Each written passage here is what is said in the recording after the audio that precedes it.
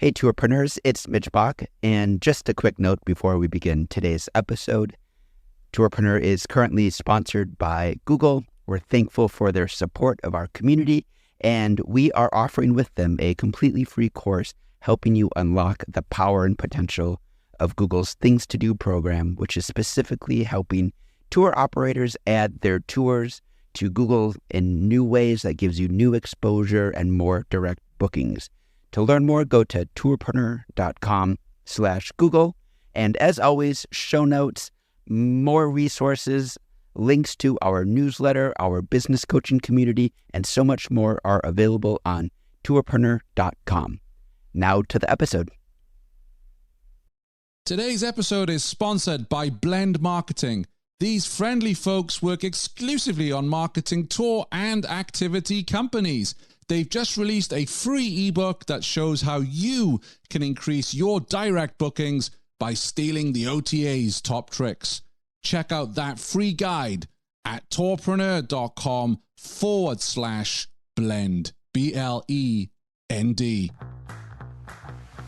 Welcome to the Tourpreneur Podcast. Travel industry veteran Shane Whaley will take you on a journey with fellow tourpreneurs, sharing their tips, ideas, insights, and success stories to inspire you to make your tour business the best it can be. And now, here is your host, Shane Whaley.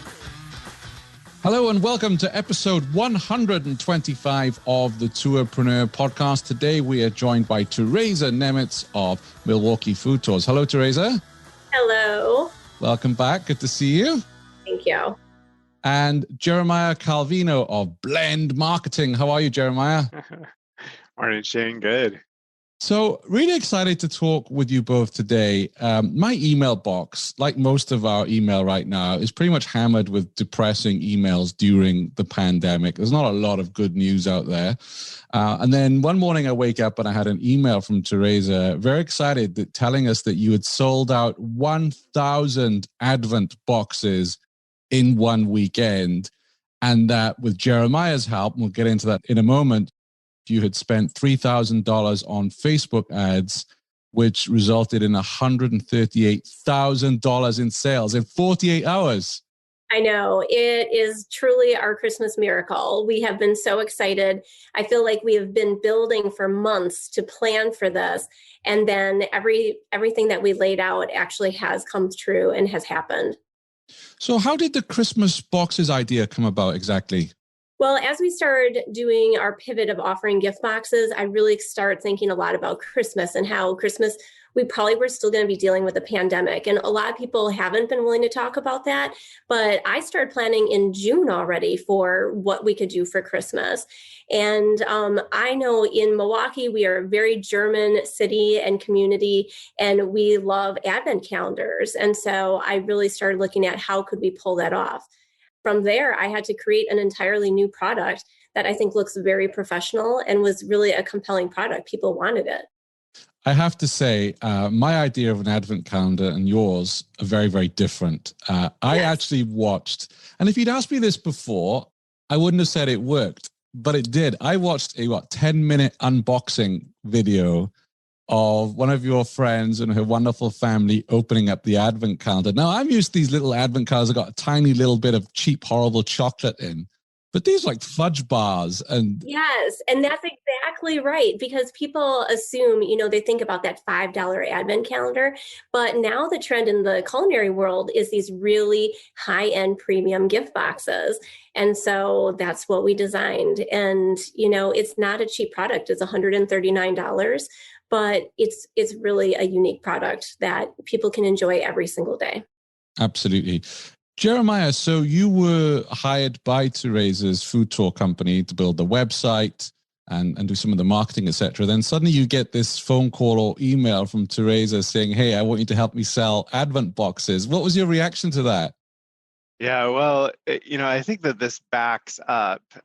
Teresa has been doing these boxes throughout the year. And that was really a key to the success, both, I think, from an operational standpoint on her end, and being able to do all the planning and understanding what goes into it, but also from a marketing standpoint, the store was set up. One of my favorite collaborations is Teresa did a collaboration with the Wisconsin State Fair this summer. And so, we've had a number of kind of smaller, but, really positive successes selling different theme boxes. And from a tech standpoint, we had that stack dialed in before this box came along. The other thing from a marketing standpoint and from kind of a Facebook advertising type standpoint is that we had customer lists with meaningful amounts of people on them. And so both marketing to past customers and people who had visited the website, but kind of abandoned cart, as well as building lookalikes off of those customer lists. When this box went live, we had a lot kind of dry powder that we were able to put behind it and get that success really quickly.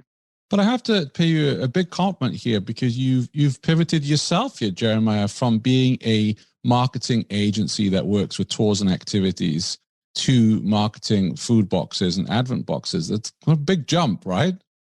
There's certainly differences. I think that, Teresa knows her customers really well, and that hasn't shifted a lot. Really, if you look at the people who are buying these boxes, they're for a large part the same people who have been going on her tours for a long time. Not the same people by name, but the same demographic, right?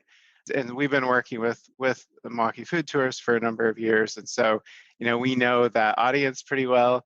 And e-commerce, but yeah, there's definitely some unique elements to e-commerce.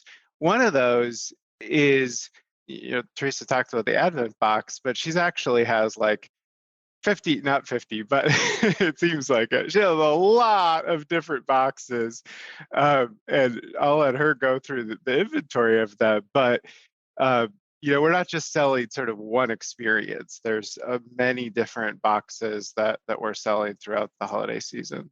Absolutely. I have to say, Teresa, that I almost got lynched here in the state of Vermont because I ordered one of your boxes in the summer and I got caught eating Wisconsin cheese here in Vermont. That's a cardinal sin. You can get kicked out for that.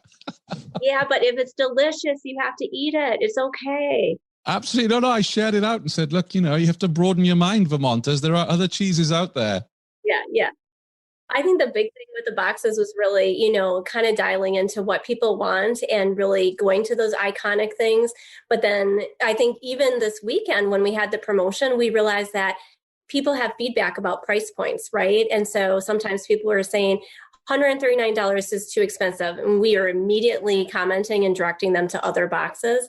And then actually in a post that we had done and we put some ad spend behind it, I was wearing a t-shirt that I had with the state of Wisconsin on it. And suddenly people were freaking out about the t-shirt and they wanted this t-shirt. So we ended up, my friend actually helped me to get it online. And we've already sold over $2,000 worth of t-shirts, which we don't even sell t-shirts, but people wanted the t-shirt. And so we just turned it around and we created a t-shirt because that's what people wanted. So I think that's really been what our success has always been. Listen to what people want and give it to them. Why do you think they were so excited about the t-shirt? Because I've seen other tour operators who try and sell apparel and with not a great deal of success. What do you think it was about your t-shirts that made them sell like hotcakes then? I have no idea. It's a beautiful shirt with the state of Wisconsin on it. And then it says girl. So Wisconsin girl. And so it just spoke to people. And I think that we had ad spend behind it. And then as soon as one person talked about it, the next person talked about it. Yeah. And, Jeremiah was really managing the campaign last weekend and he saw all the comments that people were saying. So you say that you have a feel for what your customers want, but obviously with this kind of return from your campaigns, you are selling to people that you don't know. How do you go about putting the right elements into the Advent box? Well, we really just looked at what would we want and what would our customers want. And then we built it around that with the belief that others that would be in a lookalike audience would like that as well. So that was really how we created it. And like you said, if you're in Vermont, you have to have Vermont cheese. Well, if you're in Wisconsin, you have to have these other items. And so we just created exactly that. Okay. So in terms of the purchasers, your customers, are they all in Wisconsin? Are they people who have family from Wisconsin. Who's buying the boxes? Because it's going nationwide, correct? Yeah, they shouldn't ship nationwide. I think Jeremiah really can talk about exactly who is purchasing them. But I know that we are shipping to, I didn't add it up, but probably about 40 different states. So people are buying it, but then sending it to people. I know we just shipped one yesterday to Hawaii and two to Alaska.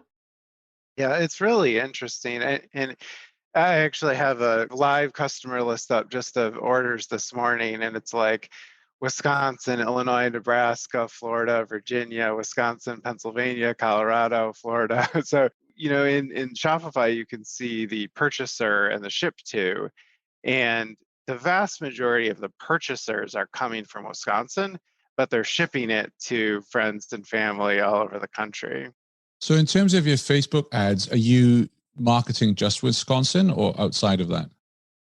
So we've got a couple of different things. If you're familiar with Midwestern geography, Milwaukee is just north of Chicago in Illinois. And so that's definitely a target market for us as well. Facebook has some interesting options. We started with a lookalike audience and said, okay, well, of all the people who've bought, one of the State Fair boxes or one of the Mother's Day boxes or other boxes this year, let's create a lookalike audience off of that. And every lookalike audience that anyone who's listening to this creates in the United States will have the exact same number of people on it. You'll have 2.4 million people on that lookalike audience. When we added Wisconsin to it, that number dropped from 2.4 million to 2 million. Okay, so what Facebook is telling us is that 2 million out of the 2.4 million of our kind of likely customers already live in Wisconsin. So for the most part, we aren't restricting it to Wisconsin, but by using that lookalike audience, it heavily weights it towards Wisconsinites and people who have an affinity for Wisconsin for whatever reason and look like Wisconsinites to Facebook are seeing those ads as well. Well, I think you really hit on something. I've been sending out gift baskets here from Vermont, and I deliberately chose a local Vermont farm that do these lovely gift boxes because I want to help a local business during this really tough time. And when I'm sending out gift boxes to customers, for instance, friends, I want them to have a taste of Vermont. So it's hitting, those right notes, isn't it? Wanting to support a local business rather than just, I'll send you an Amazon gift voucher or something off Amazon. And also something from your own state, I think is really important. Well, and an advent calendar has 24 different items in it. So each day leading up to Christmas, you open up a little door and then get out these items. And so not only does it support 24 different small businesses, but there's all these other small businesses, right? There's the custom box manufacturer. There's Blend that's getting paid money. There's me that's getting paid money. There's our delivery drivers and the delivery company. So there's all these other businesses. So we're really saying that Advent Box impacts about 30 different small businesses that are Wisconsin companies. Sure. So that's really a very compelling story for people. We're hearing from a lot of people really strong feedback about that.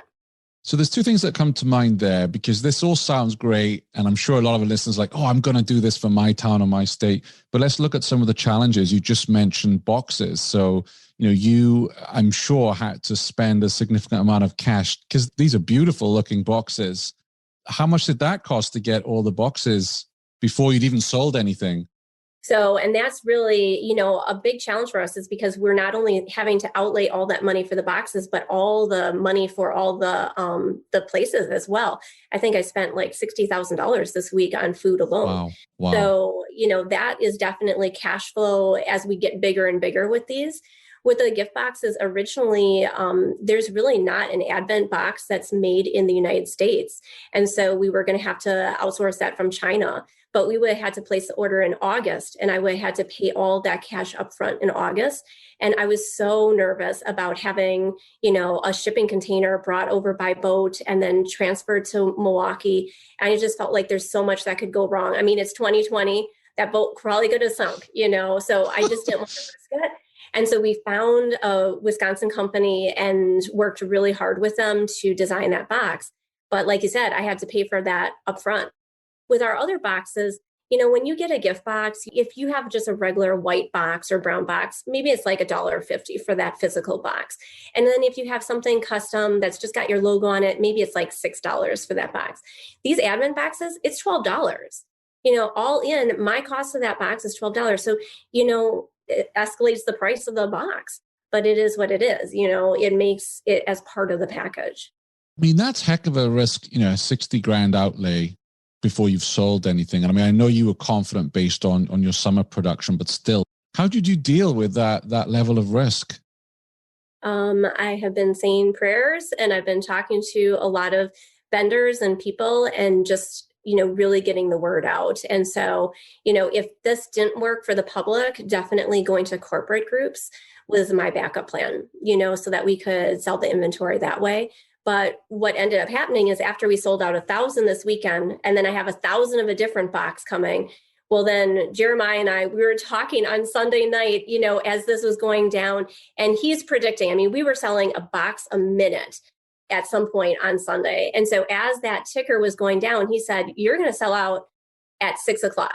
And so what we ended up doing is that we decided, let's add more boxes. And so I literally on Sunday night added another 1,000 boxes. Wow. So now we're going to sell 3,000 boxes, and I don't have anywhere to store them after December 25th. So we're going to sell them all. For those who are watching us on YouTube, I have to say, you two are looking remarkably fresh, because I can't imagine you're getting any sleep here. Monday, I was like a wreck over this. And Jeremiah is probably very calm, and I didn't realize how intense it would be. And so I was very thankful, because I could have never done what Blend is doing, right? There's no way I would have understood how to be watching these parameters. And so really the stress was on him, because he had to pull the triggers and make the ads work and be watching. I just had to be prepared to ship them all. Well, I can't fathom the operational side of this. There is a ballroom in Milwaukee filled with raspberries and chocolate and yes, 15 pallets of cardboard. Wow. Right. So I can't even fathom that. But on our end, it's really is important to watch this really closely. And it's not me. It's crazy. Our team uses Slack, like a chat system. And so all through the weekend, Matt, our creative director, hey, I need you to Photoshop a new box design. And Lucas is making updates to the website, and Brian is setting up new web pages. And so our whole team is kind of working through the weekend and making updates and watching numbers and adjusting ads. And in normal times, you can kind of set and forget and let things run. If you're selling a tour, it opens in May and it closes in October, and it's the Pizza Bus tour. Like, we do a little tweaking here and there. But with this kind of thing, just with the seasonality of it, and obviously a very compressed timetable you can't sell Advent boxes after December 1st, right? So it really took a lot of coordination and moving quickly to bring this together. So let me ask you this, because like you say, tours are very different from the Advent boxes. What were some of your most successful ads that you were running? What did they look like? I think there's a couple of keys to success there. One is, again, pre-planning. I feel like, Teresa, you sent us this stuff maybe 6-8 weeks ago, and we did a big photo shoot. It took a day and there's a lot of different boxes, which you should talk about, Teresa, because there's some really cool things that she's doing to tie in with international tours and the kind of the tour side of the business, and different add-ons that are being sold and things. So there's quite a few boxes, but we did a lot of photography work earlier in the fall, and a lot of photoshopping and staging and creating those ads. Another piece of it, though, that was really, really important, and I would say the key driver is Teresa. This has been a personal brand. She stands behind her products. People know her. She's on the news, and I think we're on the news this morning. Oh, really? It's been an early morning for Teresa. And so we used photos of her just, in her Wisconsin Girl shirt holding the box. And that I think that we were running an ad of her in her Wisconsin Girl shirt holding that Advent box. We showed it to 200,000 people and 30,000 of them clicked on it, which that kind of click-through rate is really phenomenal. And Wow. Again, though, part of that success is having the audience really dialed in. We didn't have any age or gender restrictions on our ad sets. So we're just telling Facebook, show it to everyone. But because of those lookalikes, 93% of the impressions went to women, and it was over 70% of the purchases were women between the ages of 35 and 65.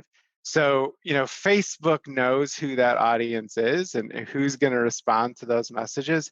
The other thing, and this is like pro tip that's super, super huge, is on Facebook particular, and other platforms this isn't quite as impactful, but on Facebook, as you start aggregating social proof onto a post, your click-through rate and conversion rate increase significantly. And so that post, Teresa holding the box, I think has 2,000 likes and hundreds of shares, and it had a huge amount of engagement and people commenting on that post. Teresa and I all day long were responding to people, liking comments that they made, replying to questions. So this whole little community almost forms inside that post. And again, just over a couple of days, we showed that to hundreds of thousands of people.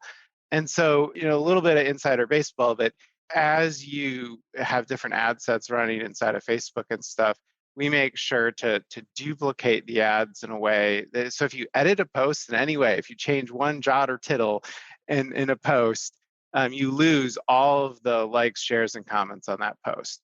And so we duplicated that ad into a lot of different ad sets, but didn't edit it so that all of that social engagement would stay there, Wow. which is a really just strong cue to people that, oh, hey, like this, a lot of people like this thing. I should check it out too.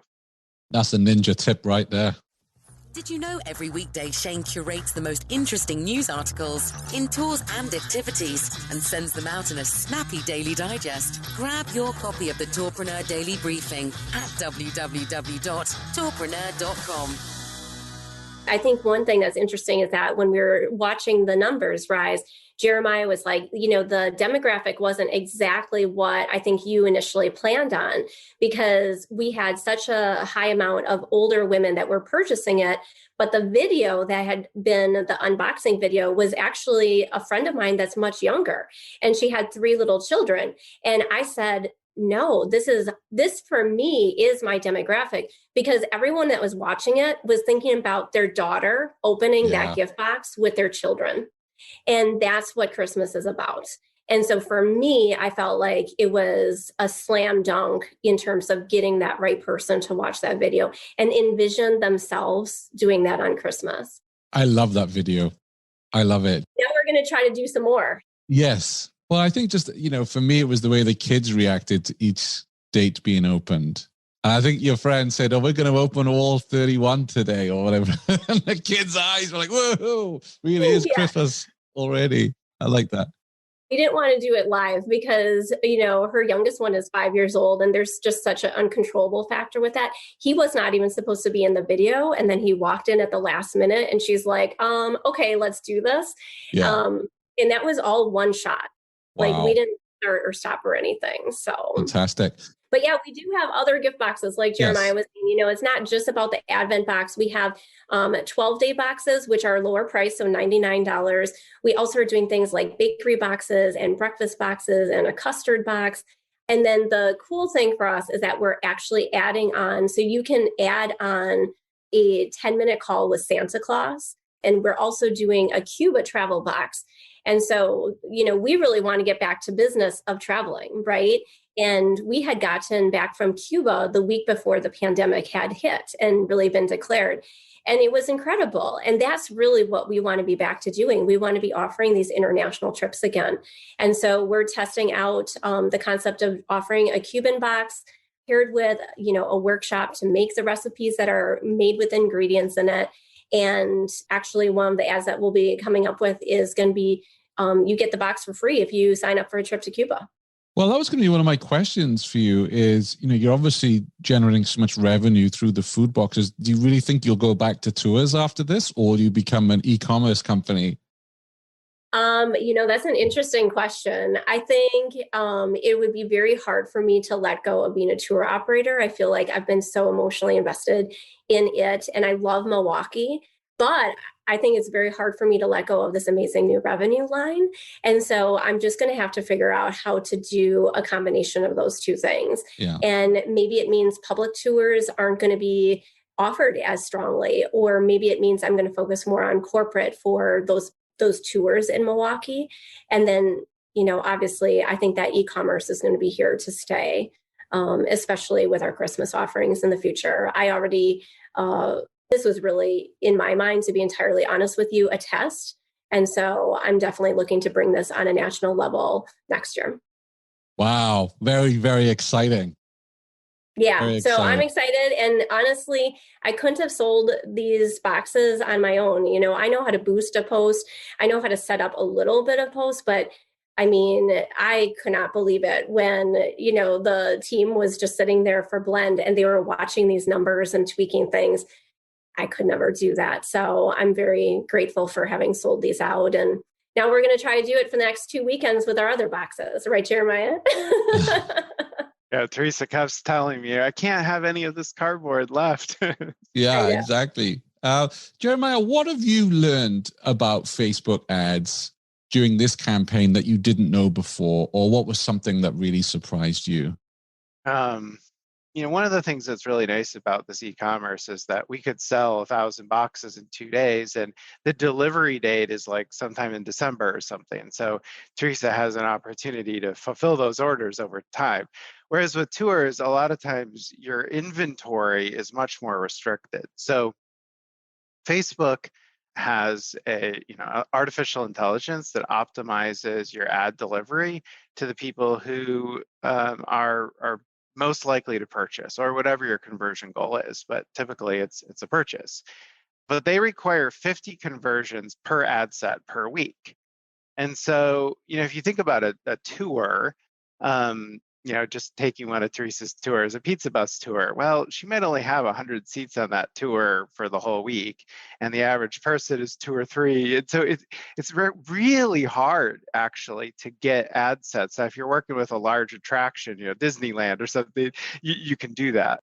But, oftentimes, even with sort of moderate-sized tour companies, it's difficult to really hit that inflection point where you'll see this little circle go from yellow to green, and Facebook will say, yes, we're optimized. We had 50 conversion events in the past 7 days.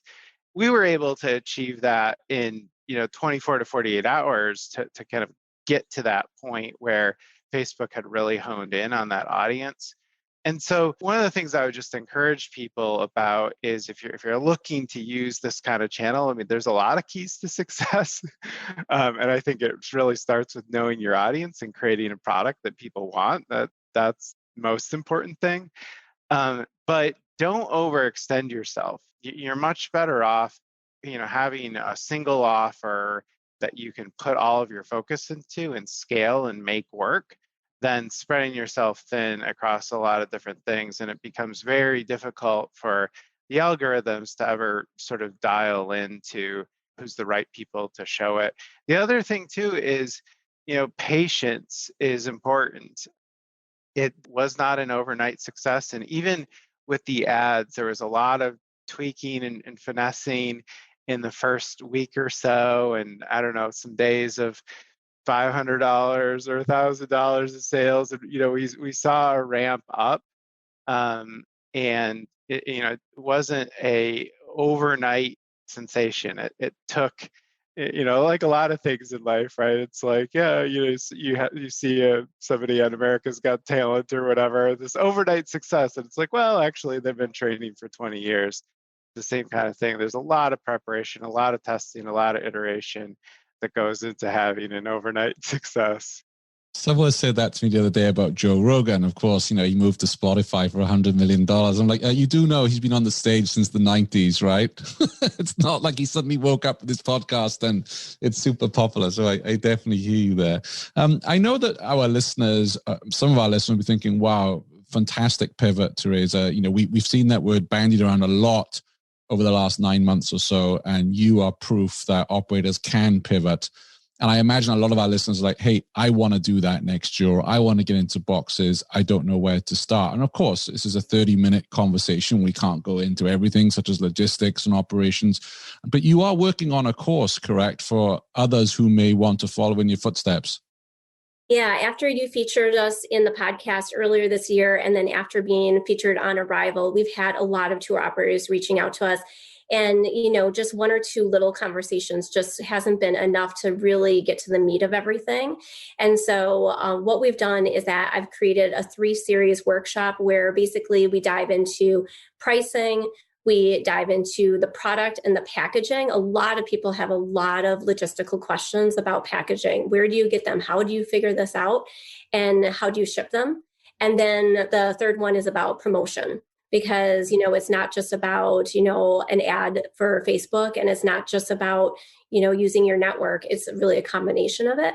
And so we've got that workshop where people can just purchase it and then have some time to talk with me and really kind of dial into what they want to do in their own market. I think this is definitely a feasible model, and it definitely has replaced revenue for us. And I know that others can do it. But it's not easy. And, I think it's a matter of really tempering your expectations and really thinking about what can you do. I've rented a ballroom for a lot of money for 6 weeks to be able to do this. I have 15 pallets of cardboard alone, and those are things that I think I'm just trying to be really realistic with people of what that really looks like. Because if you want to sell and really be a player in e-commerce, it really requires you to really put your neck out there. Absolutely. And that's why I thank you for coming on the show and sharing that today. As regular listeners know, there's a lot of empty suits out there. There's a lot of gurus with false promises about how to generate cash flow and all of this during pivots. And you've been there. You've been in the front lines and on the, in the trenches, both of you doing this, and you've got tremendous success here. I mean, a $3,000 ad spend, almost 140K in sales is absolutely insane. So thank you very much for doing that. And our listeners can get on your waiting list. If they go to tourpreneur.com/125, we'll have the link on there. Teresa's website is milwaukeefoodtours.com. And if you want the boxes, it's milwaukeefoodtours.com/Christmas-tours. And I will add all of these into the show notes, which you can find at tourpreneur.com/125, as well as Jeremiah's Blend Marketing website, because if you've learned anything from today's episode is that those guys really know their stuff when it comes to Facebook ads. So if, like me, your head explodes when you go into Facebook Ad Manager and you want to outsource that, Jeremiah is definitely, and his team are definitely people you want to get talking to. And also, Teresa, I want to thank you, because after our last conversation, it was episode 83, and I urge people to go and check that out. You were telling me about your work with Jeremiah and Blend, with your websites and marketing. And our regular listeners will also want to join me in thanking you here, Jeremiah, because we got talking and my website was so slow at tourpreneur.com, right? It was taking 10-second load times, and you worked your magic and you helped me out, Jeremiah. Blend helped me out. And now the website is a much faster loading time and speed and response. So thank you, Teresa, for recommending Jeremiah, because I was pulling my hair out over that. Yeah, no problem. I think it's all about knowing who to go to and knowing what your capacity is. I know that I can build boxes. I know that I needed someone to help me to sell it. Absolutely. Thank you very much for coming on the show. And I wish you both a very happy holiday, a Merry Christmas. Merry Christmas. Thank you. Thanks, Shane. Thanks for listening to the Tourpreneur podcast. Be sure to visit tourpreneur.com to join the conversation and access the show notes, including links to the resources mentioned on today's episode. This is Tourpreneur.